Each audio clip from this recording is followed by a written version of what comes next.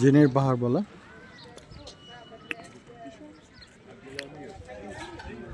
এই যে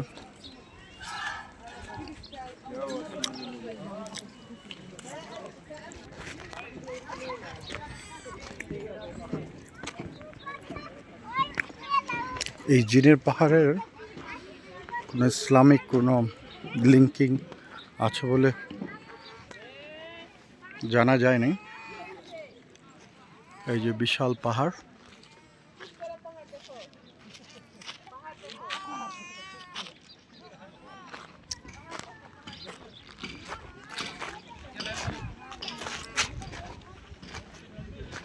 এই যে উট আছে।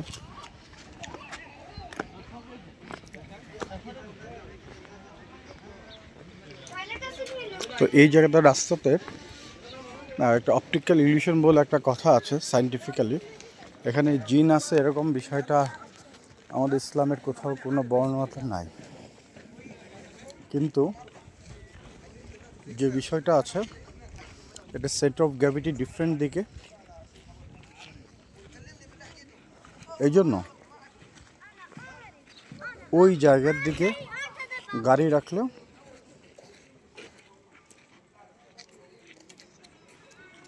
অটোমেটিক্যালি ঘুরে যায়। এখানে কয়টা উট দেখলাম? 1 2 3 4 5 6, 6টা ওই একটা, 7টা উট।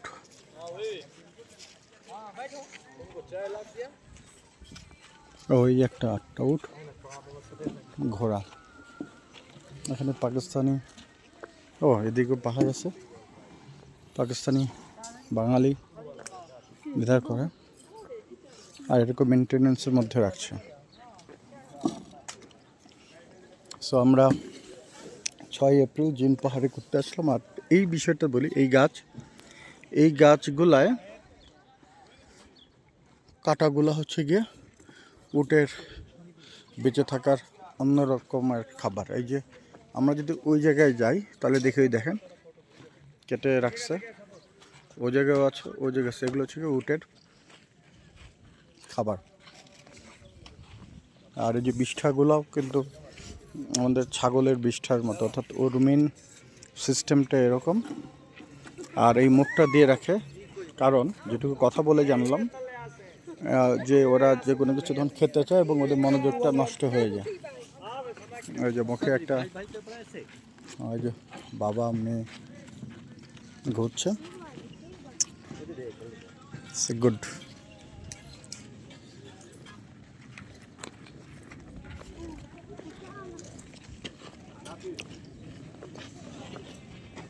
তো যেটা বলছিলাম, এইগুলো খেয়ে বেঁচে গেলে উট জীবন ধারণ করে এবং বিভিন্ন সাইজের উট পাওয়া যায়। এই ইটগুলা হাইটগুলো একটু মডারেট সাইজের, বাট এমনভাবে ফিক্সিং করে যাতে 2জন মানুষ এখানে বসতে পারে। আমি একটু আজকে জুব্বা পরে আসছি, এই জন্য এই যে জুব্বা পরে আসার কারণে উঠতে একটু অসুবিধা হবে, এই জন্য উঠলাম না। তো এই যে উঠকে খাবার দিচ্ছে, বাট কাটলো কেমনি বুঝলাম না। এগুলো হয়তো বা প্রসেসটা অবস্থা হয়তো বা কিনে নিয়ে আসছে। তো এটা একটা, আমি বলবো একটা বরকতময় গাছ আরবের মরুভূমিতে উটের জন্য।